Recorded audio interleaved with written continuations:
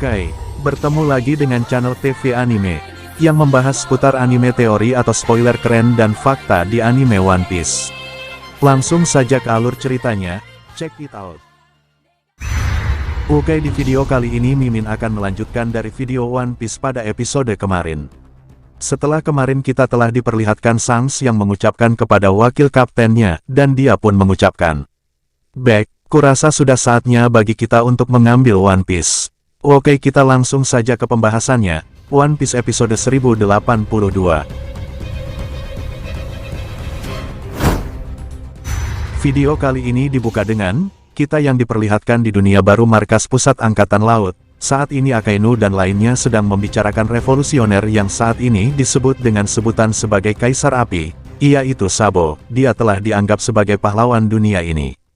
Kuroma mengatakan, satu-satunya tamu undangan referee, yang merupakan keturunan dari 20 orang pertama yang mendirikan pemerintah 800 tahun lalu, Nefertari Cobra, kematiannya pasti menjadi makna besar bagi pasukan revolusi.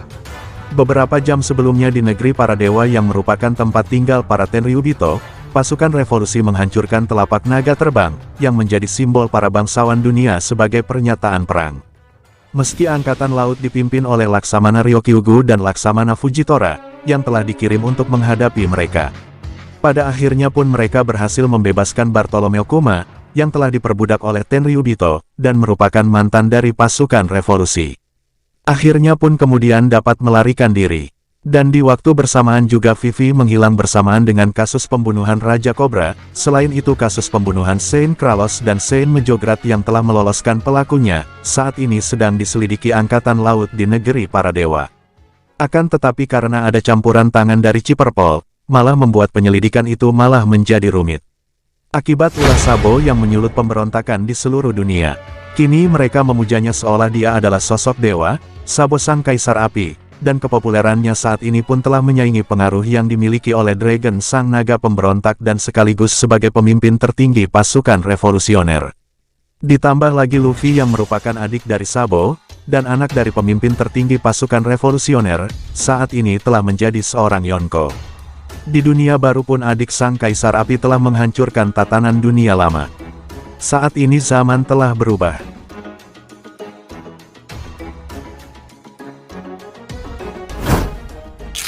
Akainu pun terlihat sangat marah dan mengatakan, rupanya aku menjadi laksamana besar di zaman yang menyusahkan. Meskipun begitu, akan kuhabisi semua yang berani melawanku. Dan Shin pun berpindah di negeri Wano.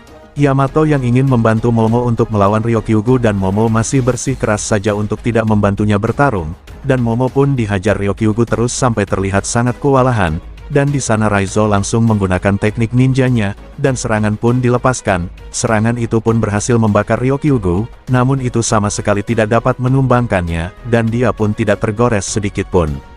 Dan serangan balik Ryokyugu pun dilepaskan, hingga membuat Raizo terhempas dan mengering, dan para samurai yang mengetahuinya pun menyerang secara bersamaan. Namun berapa kali pun mereka memotong akar itu, tetap saja akar itu tetap akan tumbuh. Dan akhirnya mereka pun tertangkap dan terlilit akar Ryokyugu. Dan Shin pun berpindah ke kastil dalam bawah tanah. Di situ kakek Sukiyaki ingin memberitahu sesuatu kepada Robin dan mereka pun menuju ruang bawah tanah yang begitu dalam dan di situ juga terlihat Trafalgar di Waterloo, dan di situ Robin mengatakan bisa-bisanya kau mengendus hal ini, Lau bisa mengetahui hal seperti ini, dan Lau pun menjawab, dengan singkat, itu karena hanya Robin yang tidak ada bersama anggotanya, jadi sudah sewajarnya jika Lau mengetahuinya. Dan Sukiyaki pun menjelaskan jika ruangan itu tidak diketahui Kaido ataupun Orochi sekalipun, namun hanyalah Jack yang mengetahuinya, karena Jack adalah manusia ikan, jadi dia tidak perlu waktu lama untuk menemukan poneglyph yang ada di sana. Di situ Robin yang melihat cahaya pun langsung menghampirinya, dan Lau juga yang berada di sana ikut juga ke arah sana, dan setelah sampai di sana mereka berdua pun yang melihat dari kaca tebal, dia pun sangatlah terkejut, dikarenakan di dasar lautan negeri Wano ada sebuah negeri. Dan di situ Sukiyaki menjelaskan, jika itu adalah bagian dari negeri Wano yang berasal dari masa sekitar 800 tahun yang lalu. Namun Sukiyaki pun tidak tahu peristiwa yang terjadi di masa lalu hingga menjadi seperti itu, dan negeri itu juga masih utuh karena air yang merendamnya bukanlah air laut. Dan di situ Sukiyaki pun memberitahu kalau dahulu kala di negeri Wano terdapat sebuah gunung raksasa yang bernama Gunung Fuji.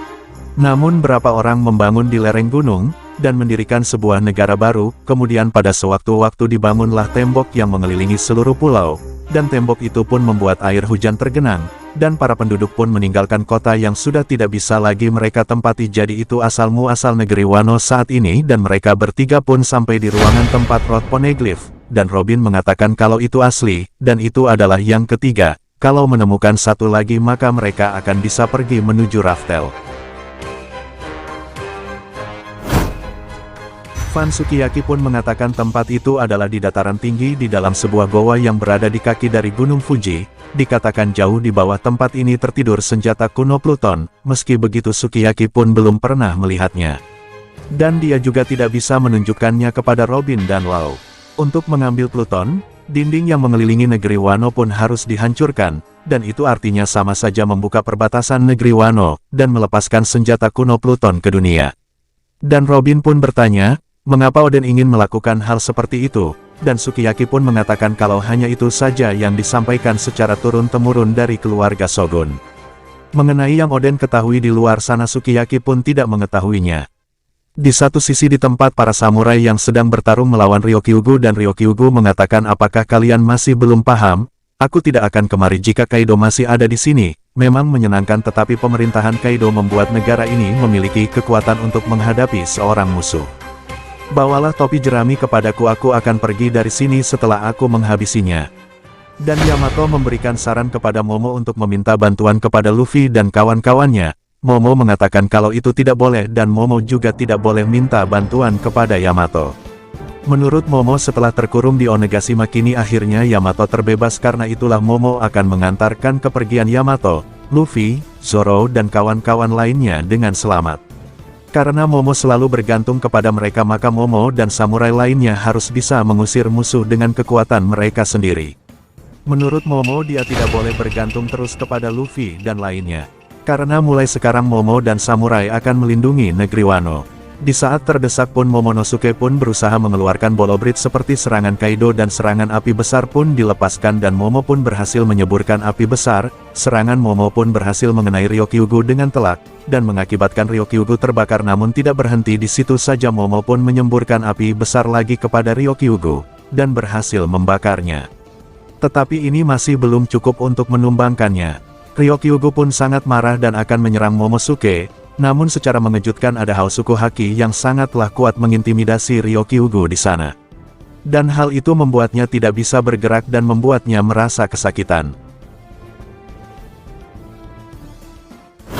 Ia itu adalah Haosuku Haki milik Yonko Akagami no Sangs yang masih berada di dekat situ, dan salah satu kru Sang pun mengatakan, "Bos, tolong jangan menggunakan Haoshoku secara mendadak, semua anggota baru kita jatuh pingsan."